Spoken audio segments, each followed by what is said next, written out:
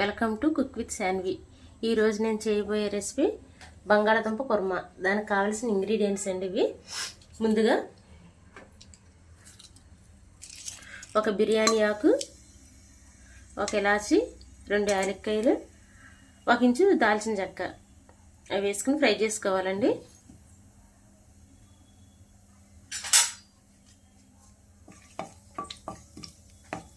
అవి ఫ్రై అయిన తర్వాత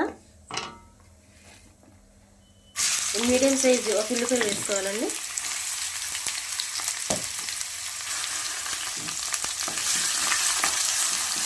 బాగా బ్రౌన్ కలర్లో రానవసరం లేదండి, ఇవి కొంచెం వేస్తే సరిపోతుంది.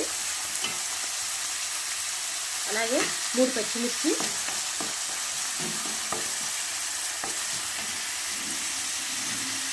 కరివేపాకు వేసుకుని ఫ్రై చేసుకోవాలండి.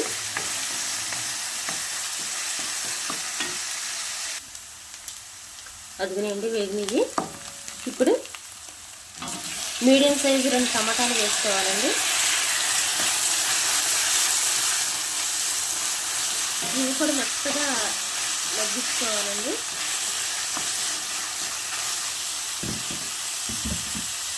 మెత్తగా అయ్యే వరకు మగ్గించుకుందామండి.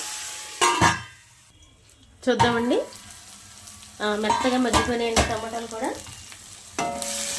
చూసారా, ఇలా మెత్తగా అయిపోవాలండి.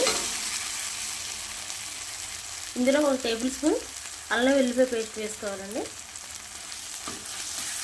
ఇది కూడా పచ్చివాసన పోయే వరకు ఫ్రై చేసుకోవాలి.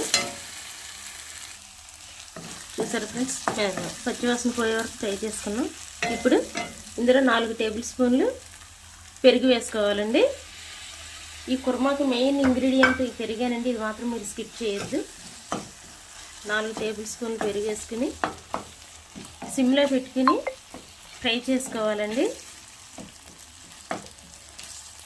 హైలో పెట్టుకుంటే ఈ పెరుగు విరిగిపోయినట్టు అవుతుందండి, అందుకని సిమ్లో పెట్టుకుని ఫ్రై చేసుకోవాలి.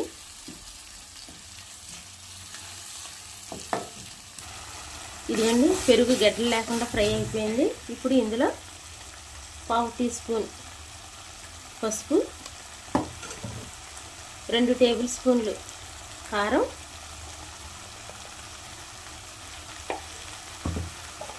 మీ టేస్ట్ తగ్గట్టుగా సాల్ట్ వేసుకోండి. ఇవన్నీ కూడా ఫ్రై చేసుకుందాం. ఇదిగోండి ఫ్రెండ్స్, ఫ్రై అయిపోయింది.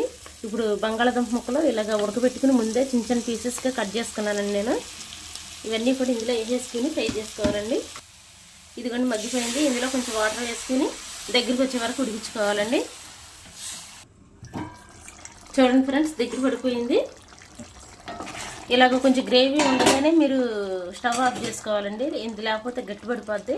ఫైనల్గా కొంచెం కొత్తిమీర, 1 టీ స్పూన్ గరం మసాలా వేసుకుని స్టవ్ ఆఫ్ చేయటమేనండి. ఈ విధంగా ట్రై చేయండి ఫ్రెండ్స్, చాలా చాలా టేస్టీగా ఉంటుంది. మీకు నచ్చితే లైక్ చేసి సబ్స్క్రైబ్ చేసుకోండి ఫ్రెండ్స్. Bye bye.